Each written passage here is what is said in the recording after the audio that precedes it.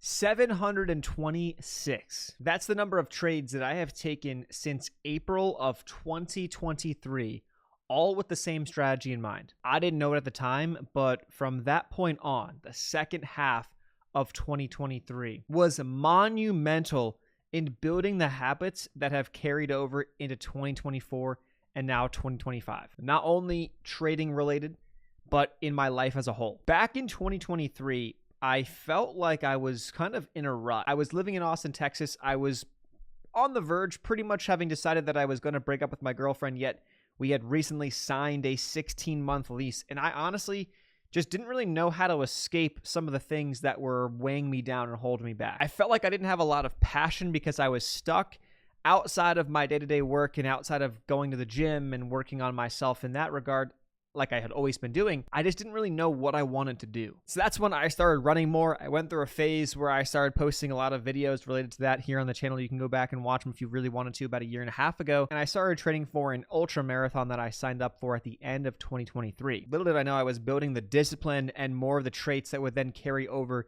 into my own life and trading specifically. I was actively setting the foundation of what we could call mental wealth, something that I had never really been focused on or never really thought much about. I started taking my sleep, my diet, my training, my recovery, stress management, and even my supplementation a lot more seriously to align with the goals I had set out, one being running the ultramarathon. Now, over the last 18 months, I have not looked back. I have only been able to build and build and build upon all of those things, all of the foundations that I really started and set the building blocks for in 2023. I have continued to lift weights at least 4 times per week, leveled up my diet and nutrition to a whole nother level, as well as take my mental health and thought a lot more seriously. There's some books behind me on the shelf that I'm reading or that I've read, and this book specifically being probably one of the most influential books in my entire life. And I only started reading this a year ago, but I've now read it twice, and I've listened to the entire audiobook that I actually just finished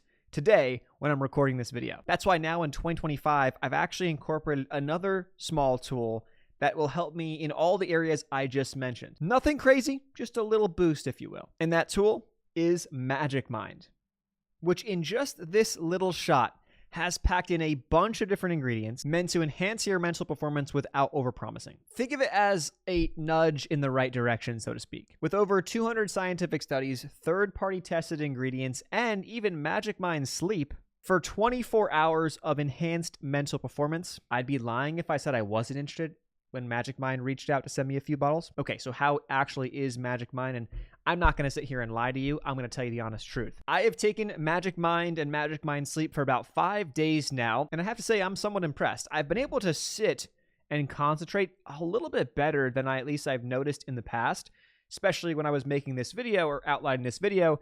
I was able to sit down after taking Magic Mind a couple hours prior and not feel the need to reach for my phone, not feel the need to just scatter myself in 10 directions, and concentrate for the ideas and the topics I want to talk about in this video. It was something that I've always been thinking about, but it takes, more than a few minutes to put the thought to paper, which I do on this iPad. In terms of sleep, I'm not going to lie and say that my sleep has drastically improved, because I don't think it has.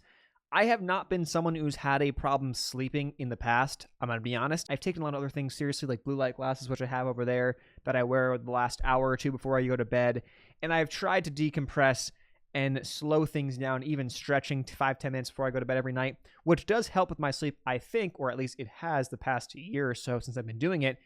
And so I haven't noticed this making drastic changes. But what I will say is that it has not made my sleep any worse. That is for sure. I'm a big ingredient guy lately because I've gotten a lot into the nitty-gritty. There are no ingredients in here that I'm concerned about in terms of artificial sweeteners or things that could mess with my stomach. I have not noticed any issues there. The taste is not going to be like Kool-Aid, but the taste is also not bad by any means. It's subtly sweet, as they say on the label, and I would agree with that. It's something that I can easily shoot down. I can pour it over some water or some ice, and if I want to mix it in with maybe some sparkling water, I could. But for me, the shot's been totally fine, and I've been able to take it just after I eat breakfast every single day, and then about an hour, half hour or so before I go to bed in terms of sleep. And right now, for the first time, the 24-hour pack Focus and Sleep is being offered for 45% off in a bundled form. That discount is exclusive to the first link in the video description box, meaning there is no better time to start than right now. Make 2025 the year you build your mental resilience, improve both your sleep and awake clarity with Magic Mind. Okay, so what have I learned over the past 18 to 20 months now?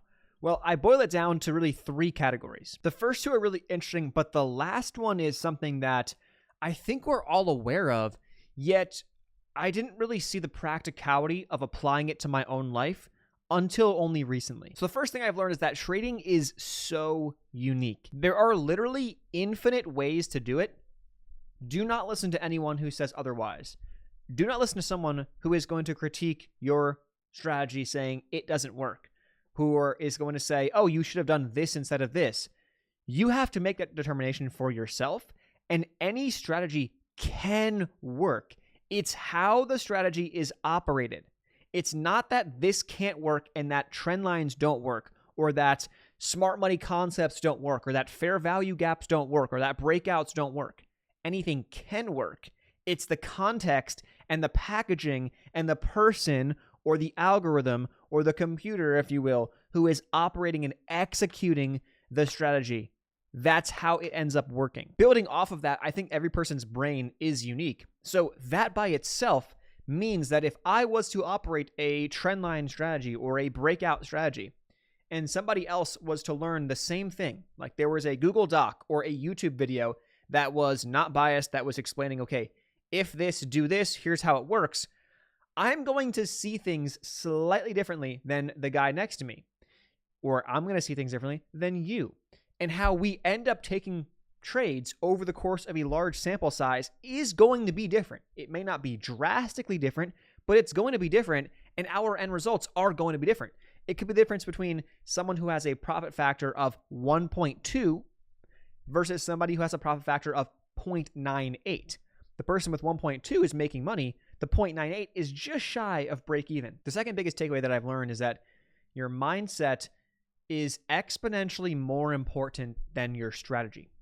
So, like I was saying, you can have the same strategy as me, or I can have the same strategy as you. I may not operate that strategy as good as you, or you may not operate that strategy as good as me. The strategy is a constant. Like, it does matter, at least initially, because you got to have some sort of approach. But once you have an approach, any approach can work. Just got to figure out what approach you like the most and which one you can stick to, and then build off the back of that and then operate that approach. When it comes to mindset, your brain is your superpower, but at the same time, it can be your worst enemy.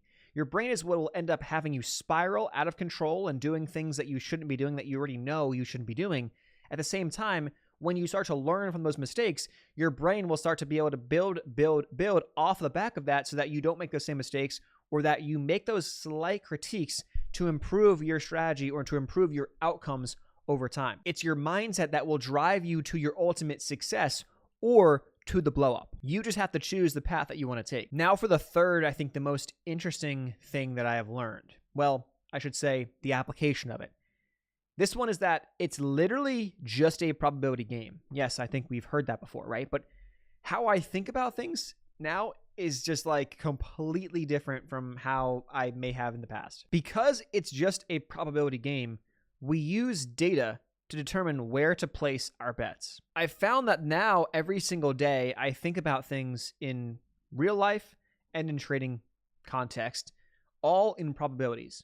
Because when I think about certain things, you can even think about sports games. You can even think about sports betting if you're someone who's into that stuff, as I used to be in the past, which ultimately caused probably more problems than good. Not a lot of money loss, but a lot more problems mentally that I then had to break the patterns of later on in life. But either way, I think about things in probability. So if I know, like, for example, a car is driving down the road and I say, okay, well, it's now raining or it's snowing and the roads are icy. I start playing these scenes or these things in my head thinking that, well, obviously, if it was a dry road, the probability of me spinning out on this turn is low at 40 miles an hour. But now that the road is wet, the probability increases. To what degree, I don't know, but it increases. Now that it's snowy, it increases. Now that there's ice, now that I see there's literally snow and ice on the road, the probability continues to increase. And so now I start thinking to myself, if life is just a game of probabilities, why would I put myself in positions or in a scenario where my probability of this happening over this is higher and this is not good? Like, this is objectively not a good thing, like crashing off the side of the road, or losing a trade. Like, why would I do it? And your brain knows that, and you gather data and you know it and you learn it more and more. As you gather data, you are able to determine that. Like you can build those numbers in your head. Not even like they're on paper, they're on your computer, they're on like TradeZilla as an example. Like I can see what doing this versus this, like what the chances of winning are. And as I start to realize those things, I start saying, and I step back and remove myself from the situation. I say, why would I do something that has a lower probability of my desired outcome than the other? It just doesn't make sense. But so many times, or so often early on in my experience, the first couple of years of my trading, that I was just either I was winning and I didn't know what I was doing, or I was losing, and then I was losing a lot, then I was losing a little, then I was losing a lot more, and then I was winning some. Like I didn't have any concept of that, even though I was told it's probabilities, probabilities, probabilities. But because I didn't have the data, I didn't track my shit, I wasn't able to see that so clearly. But now that I do, I just trust in the probabilities. I don't care about what happens this time or that time. I trust that more often than not, I'm going to put myself in a better position to achieve the desired result that I want to achieve at some point in the future. How long, when, I don't give a shit, at some point in the future. Boil it down. Gather data, track your trades over a long period of time. It tells you something, and the things it will tell you are doing this is more likely to make you money than doing this. So you listen to that, and then you follow that. Then you track some more and adjust accordingly over time, or continue to make slight adjustments over time as the data continues to develop and change over time. So you may have a strategy that is breakouts, but in 6 years, that could completely change because of those slight adjustments based off following your data. And next thing you know, you're now playing false breakouts. Because over time, the data has told you that you're actually losing more on the breakout trades and you're actually winning more on the false breakout trades. And next thing you know, boom, you're over here. And over the course of 6 years, those small adjustments have now caused you to do this. But again, you are the one to determine that, and you're going to take yourself on that path however long it takes, as long as you just trust the data. Boom. So here is to an amazing 2025. I hope you guys have an amazing rest of your day. And it is a great thing that Magic Mind is here to help. I'll leave the exclusive discount link as the first link in this video's description box. Check it out, and I'll see you guys in the next one. Peace.